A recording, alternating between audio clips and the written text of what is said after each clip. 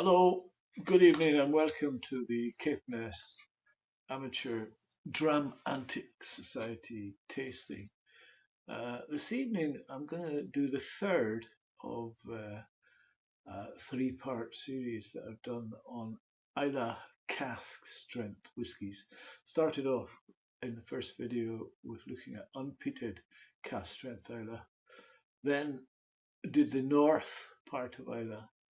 And now in this, the third part, we're going to look at the south of Islay, which features three iconic distilleries, Lagavulin, Laphroaig and ARDBEG. And I've held off for a couple of days to do this video because I've been waiting on the delivery of a newly released cask strength whisky from one of these distilleries. So there's four whiskies I'm going to do. I'm going to do two from one distillery for a reason which will become clear during the tasting.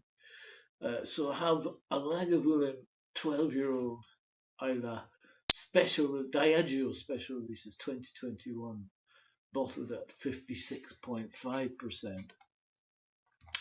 And then a Cadenhead Enigma Islay 2008 15-year-old, bottled at 54.8%, and a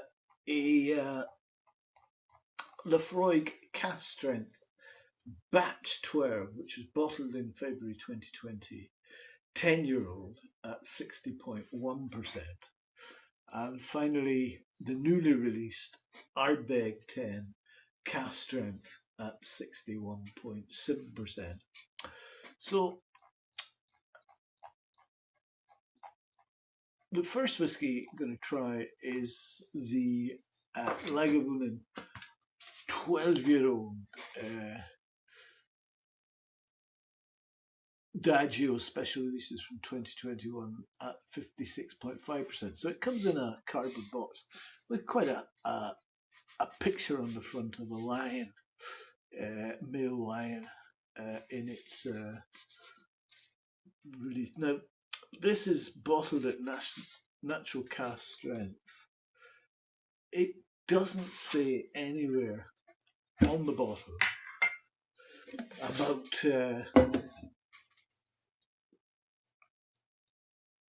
chill filtration or about colouring. I suspect it's certainly not chill filtered at a strength of 56.5. Don't tend to have to chill filter above 46%. Nice cork on this. So this was distilled in 2008.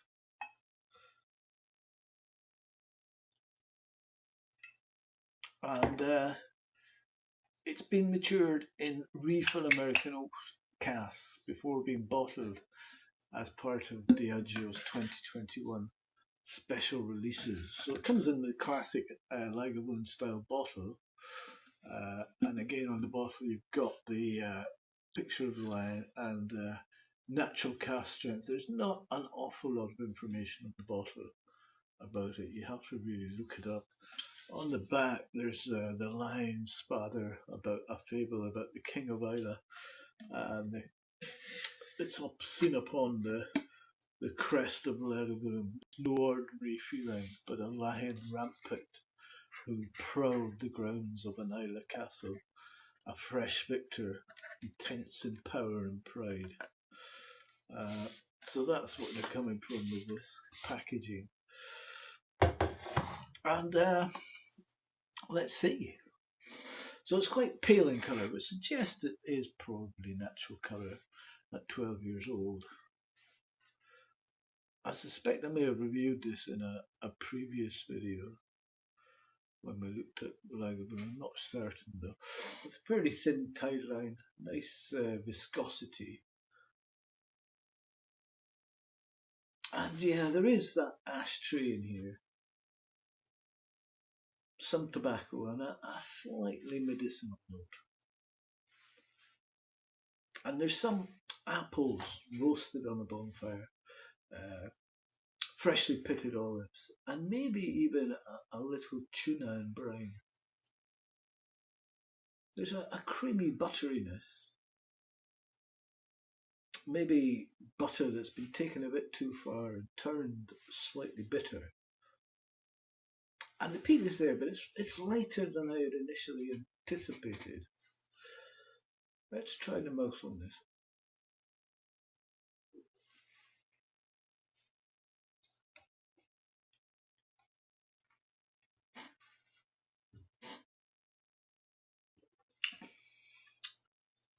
And it is like a French cream puff meeting a smoking gun. You get ready salted crisps, some fishiness, maybe a lobster bisque, and some of that salted seawater alongside. And the mouthfeel is good, very luscious.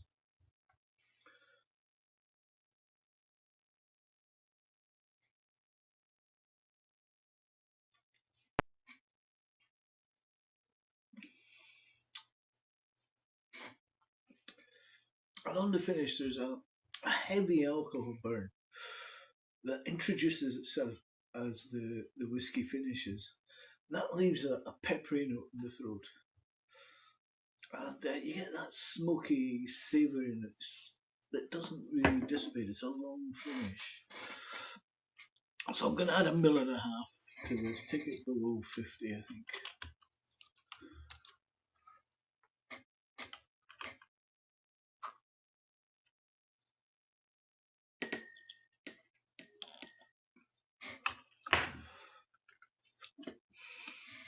So Lagavulin, fond association with Lagavulin. It was one of the first peaty whiskies I had, and it was a firm favourite of mine for many years. But I think in recent years, the 16 has been disappointed a bit, and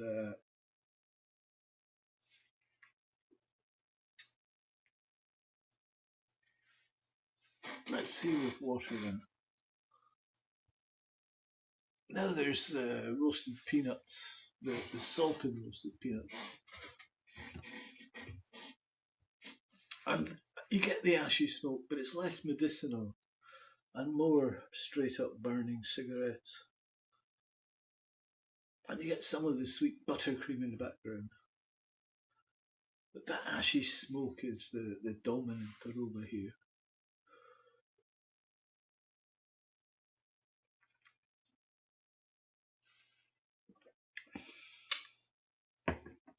And on the palate with water, bitter oak and smoke, with more of a nuttiness, and even some baked fish.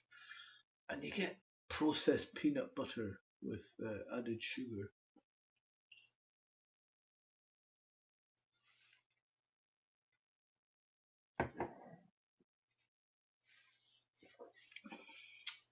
And the finish is still long. And the alcohol is integrated slightly better with water, but it is quite dry and bitter. I'm struggling a bit with this one. On the one hand, it's not a bad whiskey, good mouthfeel, long lingering finish, and reasonably well balanced. I just don't think it's that special.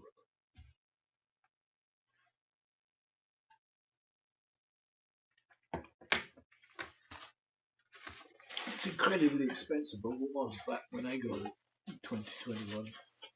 I don't think it warrants the price based on the quality of the spirit.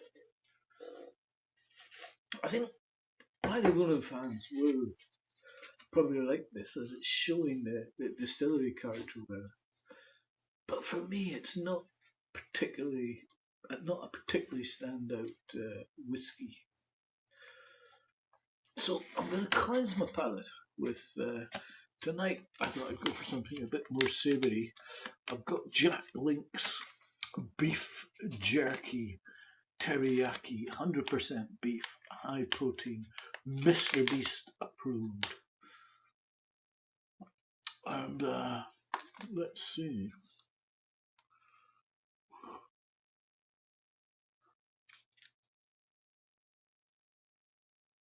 I don't know where it's from. It might be from, Jack Link Snacks, Germany. Germany or One Chapel Street, Warwick. So let's see. Oh my. A good pairing with smoky whiskey. Quite chewy.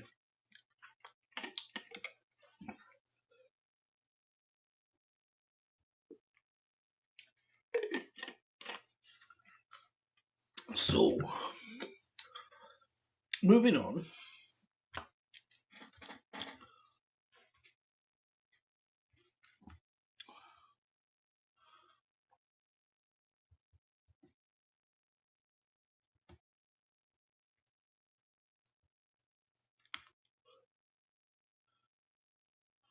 We're going to have a fairly recent release from Cadenhead, the Enigma Islay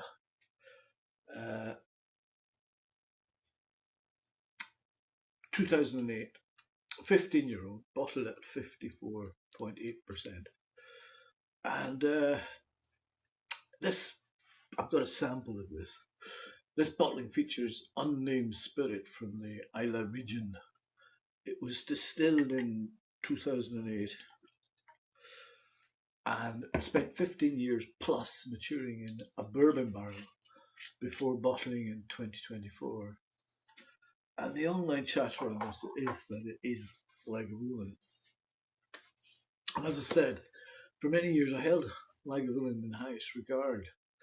And back then I felt it was the gold standard of Islay malt.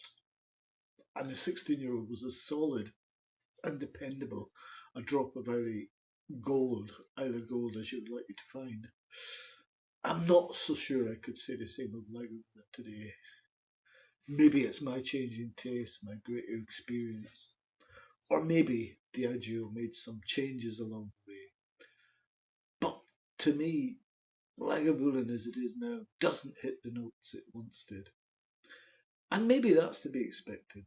When popularity soars, production increases to meet demand. And that rarely results in an increase in quality. Whether or not this Cadenhead release contains Lagavulin will likely remain a bit of a mystery. I think online it's fairly clear that it is. I was a bit sceptical about that. A single cask would be easier to believe, but with of this release, there's 1,494 bottles available, and you need a whole parcel of casks to do that. So, but that said, Cadenheads are the oldest independent bottler in Scotland. So if anyone has a network to secure such stock, it would be them. And there's also the small matter of Diageo's current approach to whisky sales. So let's see what we have here. Very pale. This is natural colour, non-chill filtered. I'm not sure if it's cask strength or if it's been watered down a bit.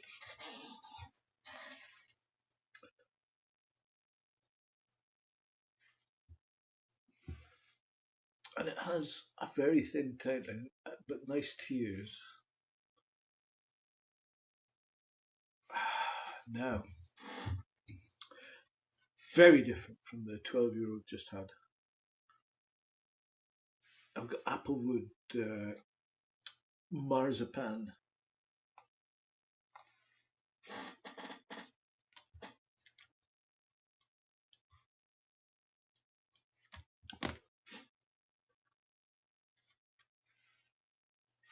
Vanilla sponge cake.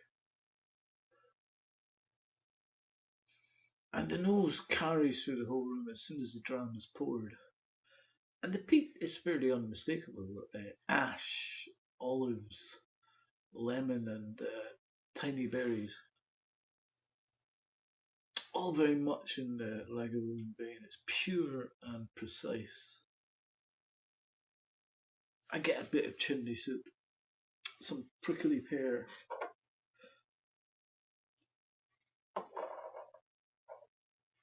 grilled lemons,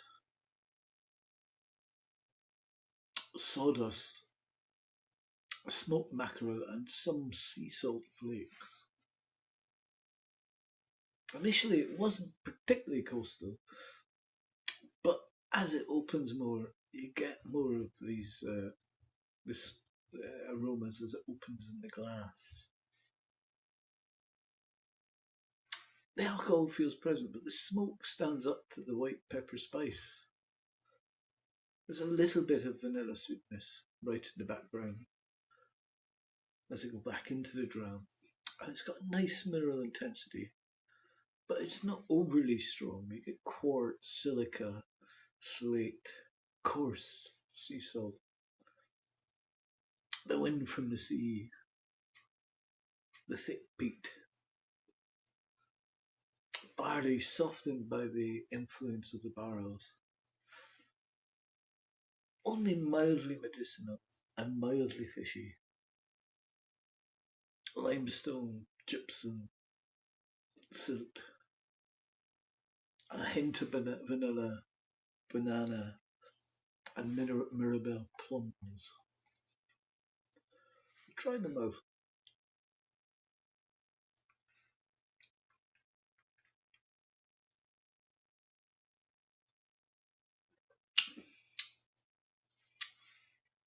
It opens with citric acid, pink peppercorns. Then it moves into white pepper and lots of creamy vanilla sweetness at the back of the palate. Much sweeter than expected.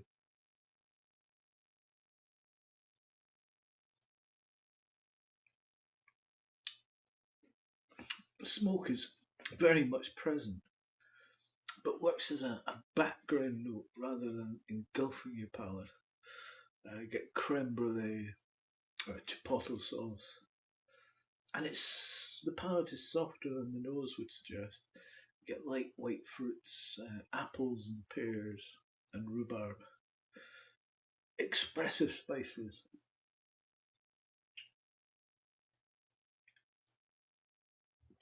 Cloves, pepper, ginger, and seawater, ash, green pepper, and a sort of rowan berry eau de vie.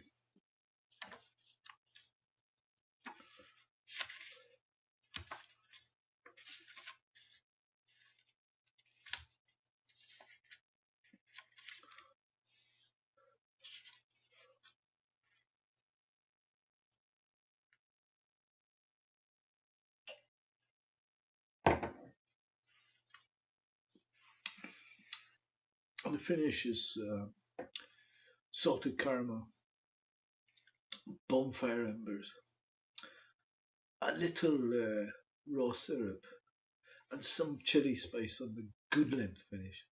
And the mouthfeel is relatively syrupy, and you get some coffee, mocha specifically.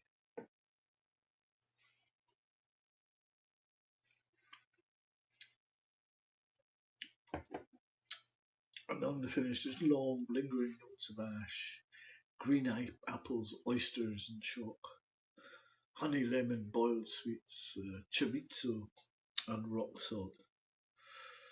I'm going to add, I think, 1.5 mil to this as well. Actually, just 1 mil. Take it below 50.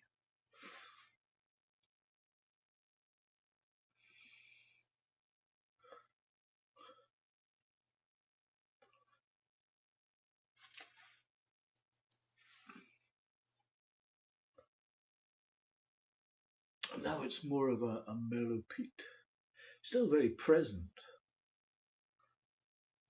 And there's also a little smoked meat now rather than fish. It feels more savoury. Freshly woven wool and damp chalk. It feels a bit simpler than it was before dilution, and I'm not sure it benefits from water. Try them both.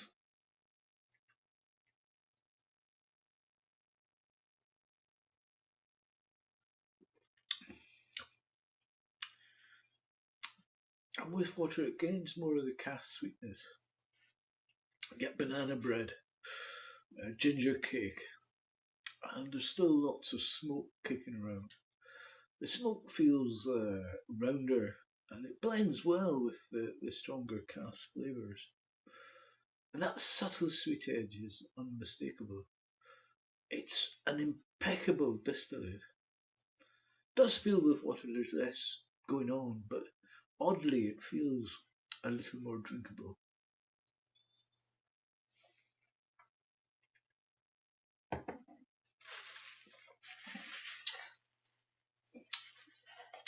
And with water on the finish, the smoke goes up a notch, becomes spicier and meatier. It's a long and herbaceous finish. Forest and earthy notes, humus, spongy bark, black earth, bay leaves and cola. This is one of those drams where the peat is heavier on the nose than the palate. And I was quite surprised how much of the bourbon cask sweetness came through as I sipped it. It's a good quality island, well balanced, good body, and a very pleasant finish. This fits the profile of Lagavulin. It's intense, mineral, medicinal at times. It's closer to the 8 than to the 16, but there's a little complexity, and it's softened a little by age. It's a very impressive Cadenhead from Islay. Might lack the bold contemporary Islay characteristics that appeal to the general crowd.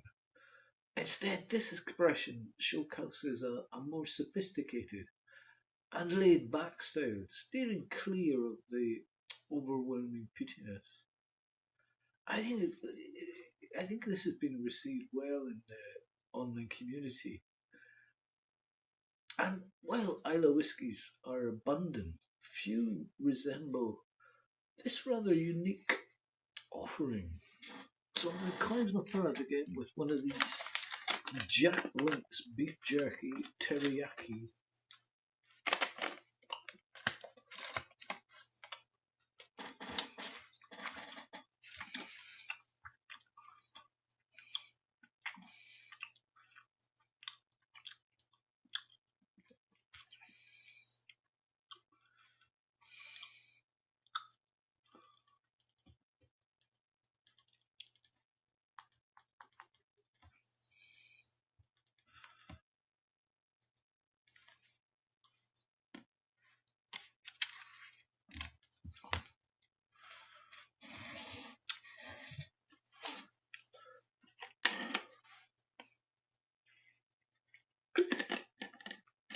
So our third whiskey, our second distillery probably, is moving over to Laphroaig. And we've got here the Laphroaig 10-year-old batch 012 original Cask strength, bottled in February 2020.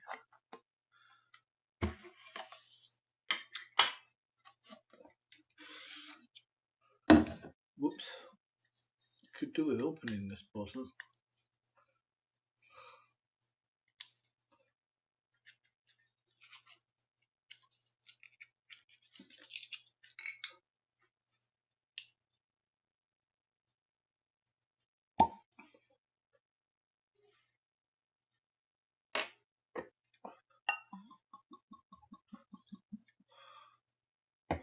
So this one is a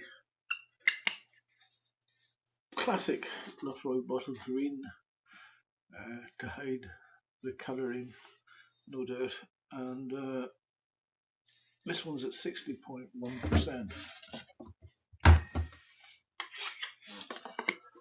And it is a smoky, complex bourbon barrel mature whiskey from Laphroaig. This is the 12th edition of the ever popular Cask strength 10-year-old and was bottled in February 2020. So yeah, I think looking at the colour, I suspect it has colour. It won't be chill filtered at that strength, but it probably coloured.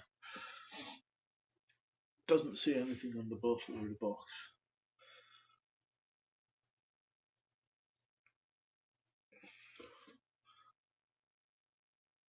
So Beam Suntory on Laphroaig. And yeah, you got aromas of sweet biscuits, smoked cedar, and manuka honey, which mingle with pipe tobacco, old leather, candle wax, and hints of vanilla. And there's sweet cereals with biscuit notes, fresh oak, Amsterdam pipe tobacco, shoe polish, and old leather combined with waxy church candles, vanilla cream, nutmeg, and oak extracts. It is quite super peaty and smoky. Red fruits, marzipan, barbecue sauce, seashore, coastal, and herbal. Herbal is woody rosemary. Try them out.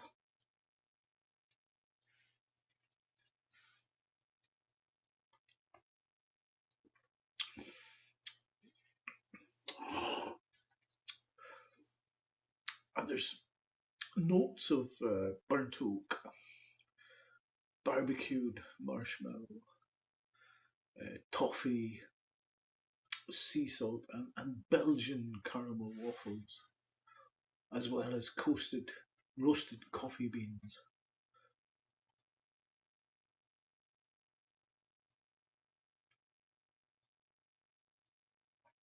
Sticky toffee pudding and white pepper, wrapped in waves of peat smoke, but it's a soft peat smoke.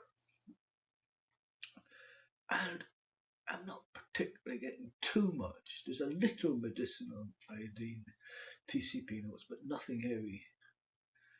It's sweet and spicy with burnt oak staves, barbecued marshmallows, toffee, and sea salt. Vanilla and these Belgian caramel waffles again. Roasted coffee fudge cream on sticky toffee pudding. And a hint of white pepper and crushed cinnamon. The 60.1 does show spirity, strong alcohol, but it's sweet and malty barley, woody oak and herbs, rubbery and honey, furniture polish, and a little estery barbecued bananas with vanilla.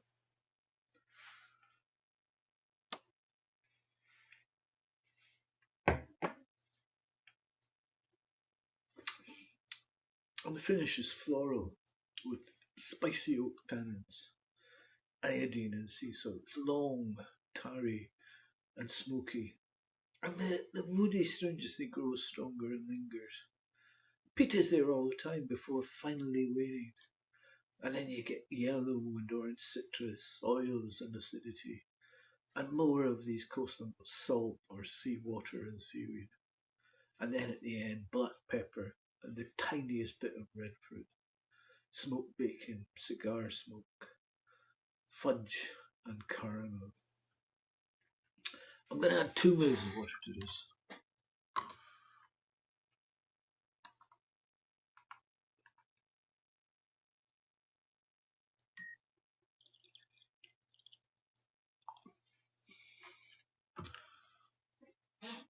It actually was very drinkable at 60.1. It didn't drink as strong as its ABV.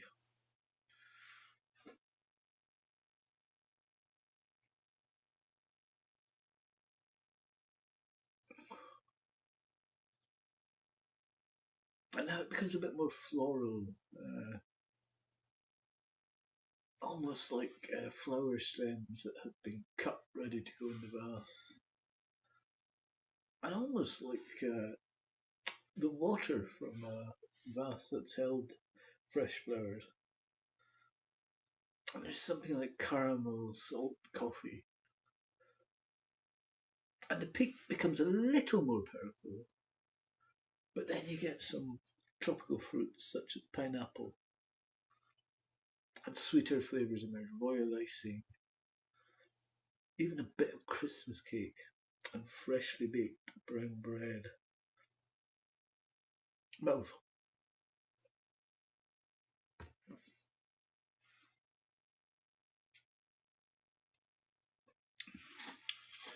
And you get some seaweed and a bit more woody stringency than there was in the nose.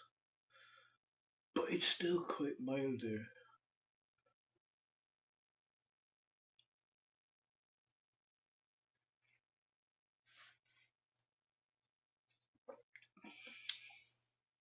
The citrus has changed to orange now.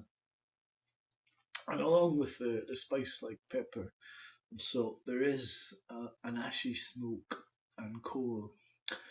Also a bit of barbecue later on. And it becomes smoother and rounder. And the sweetness of the bourbon cask is now much more effective. And adding water perhaps enhances some of the herbaceous profile as well as opening up a slight maritime note.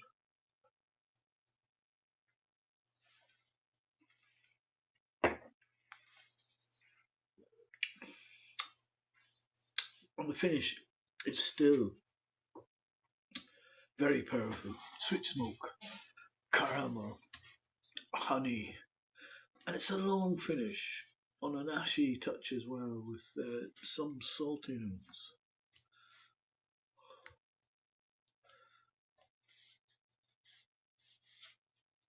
You know, this is a fantastic Laphroaig cask strength expression, and with all sorts of weird fruitiness showing up in the depths of the alcohol. Very good stuff.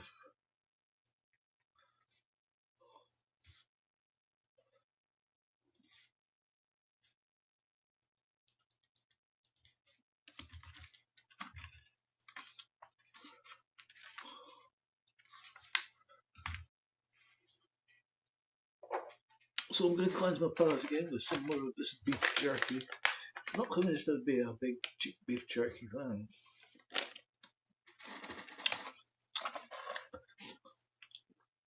It's a bit dry for me. I can imagine if you're on a big hike on a cold day, it might give you some comfort, but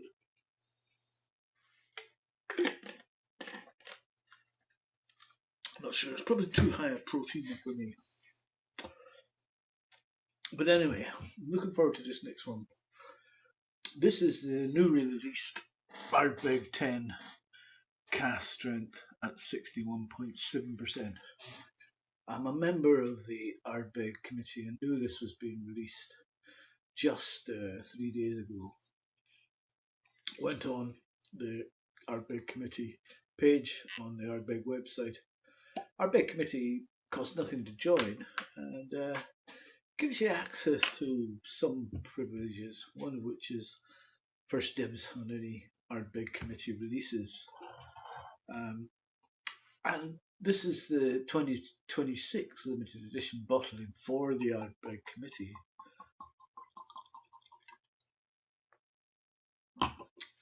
It sees the ARDBEG's legendary 10-year-old expression, which forms the cornerstone of their core range, be released at a cask strength version. And it's the first time there's been such a bottling for a wider audience, apart from a highly prized limited release in Japan in 2003. And it follows repeated calls for such a whisky from committee members, and the ARDBEG whisky making team has responded. And they've created a modern day version of the Japanese cult classic. It was led by Dr. Bill Lumsden, the director of whiskey creation at ARDBEG, and it features hand-selected American oak bourbon casks, including some experimental barrels filled with undiluted high ABV spirit. And it's the first release under the stewardship of new committee co-chairs Gillian MacDonald and Bryony McNiven, who are the master blender and distillery manager at ARDBEG respectively. So bottled at 61.7%, and it is both non-chill filtered, says on the bottle. What it doesn't say on the bottle, as far as I can see, is that it's non-coloured, but I do believe that it is non-coloured. But not on the bottle. It doesn't say that anywhere on this bottle that it's non-coloured. And there isn't a box.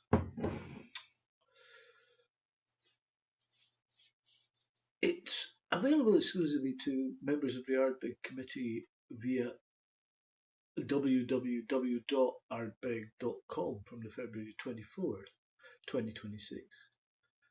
But a small number of bottles will also be on sale at the visitor centre shop at the distillery on Islay from the same date. And it's priced at £75, which I think, compared to the ARDBEG 10 non-cask strength, is a reasonably fair price. So it's very pale in colour, so that makes me think it is natural colour. Quite excited about this. People have been waiting years for a cask strength ARDBEG 10-year-old, and it's quite a thin tight line, but it's got a little nice viscosity there. And you get lime juice, baked lemons. It's a classic ARDBEG ashy, sooty smoke. And there's almost no hint of the higher ABV at all. There's some sort of blossom, maybe sherry blossom, and a big wave of agave nectar. And I get that all ARDBEG and Laphroaig. But there's also white chocolate and hazel wet rocks on the beach. Oyster shells and classic whiffs of Islay peat. Let's try them out.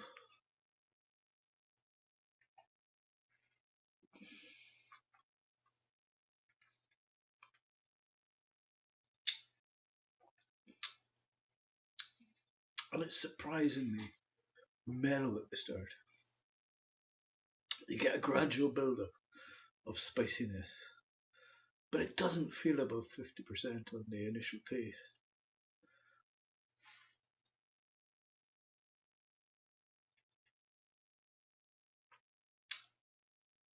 Then you get more classic ARDBEG soot and smoke, more baked lemon notes and some roasted meat, roasted chicken, sage, rosemary and so on.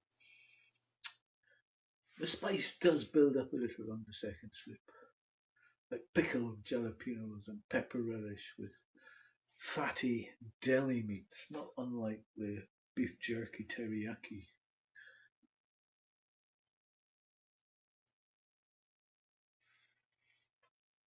And it really builds from that initial subtlety.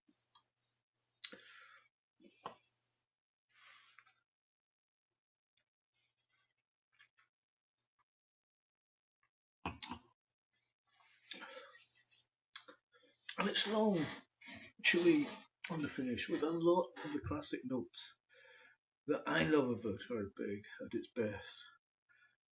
But I must say it isn't heavy on the creosote iodine profile. It is rather subtle and approachable cask strength Islay whisky. Cigar leaf, medium bodied cigar smoke, foliage, damp leaves, smoked chili peppers, smoked chili salsa, and a little of the hazelnut comes back from the nose. It's just oily and earthy on the finish. It's quite a long finish. And cigar smoke, which feels dense and heavy, chili spice and savoury herbs. I'm going to try just a mill of water in this one.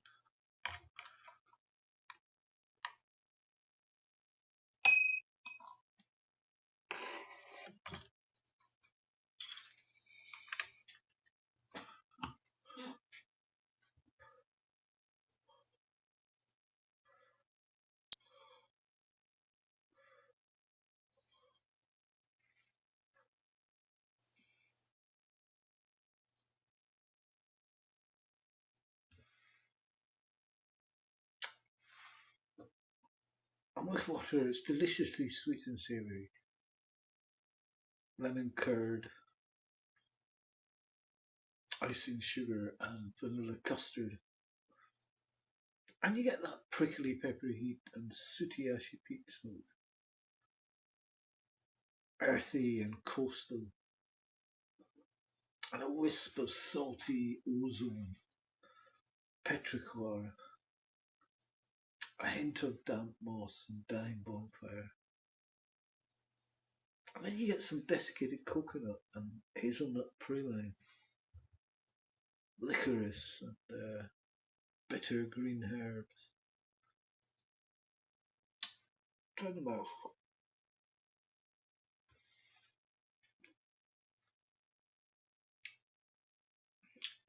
And the peat smoke hits harder.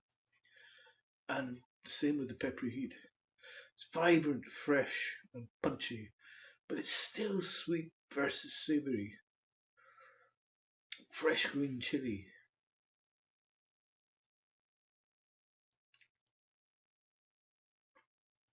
And the smoke is again earthy and light damp moss with a distinct sooty edge.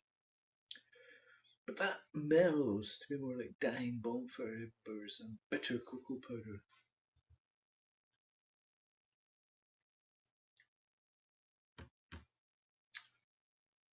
A salty minerality from the nose remains. But then you get a sort of malty and biscuity note, which adds structure and depth. And the sweetness comes from vanilla toffee, creme brulee, and icing sugar, and creamy milk chocolate, and almost like a fairground candy floss.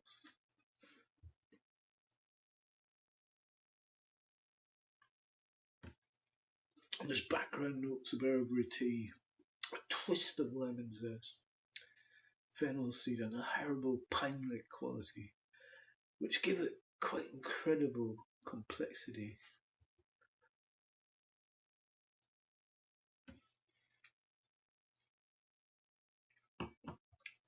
And the finish is long, chewy, with a lot of the classic notes that we love about ARDBEG.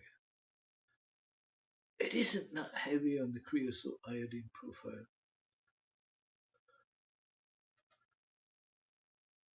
And yeah, the peat grips the taste buds and does not let go. And the bitter, drying ash and bonfire embers linger nicely, as do the malty and biscuity elements. And the peppery heat slowly subsides, but also elongates the finish. A twist of candied lemon closes things out right at the death. This is good. And I think it's even more complex than I thought it would be. My initial thoughts are that this would be a smoke and spice bomb in a good way, but it's far more nuanced than I would have imagined. It's poised, delicate, has its powerful moments, and more surprising as the bottle develops. And I think it's a throwback to ARDBEG that people loved of the past, with a relatively solid price tag attached to it. It's well balanced and surprisingly drinkable at such a high ABV. It's got a wealth of character, and it's a sublime marriage between the sweet notes and the bold, savoury peat smoke. And I think this is going to be a big hit. And I hope it confirms ARDBEG's return to form after several years of experimentation amidst a hectic release program. It sees ARDBEG almost go back to basics and give fans of the brand, its committee members, what they want. Long may it continue, and I would say if you can, grab a bottle when you can, because it's great. So, the South. Final thoughts. 4 whiskies. The Lagavulin 12-year-old from Diageo's special releases I found to be disappointing. And although the Enigma is of questionable lineage, I think, and people online seem to think, that it is a Lagavulin. And each of these three, including the Cadenhead Enigma, are great pours. The ARDBEG and the Laphroaig and the Enigma. The Enigma is cheaper and 3 years older than the special release Lagavulin, and it's also a much better dram.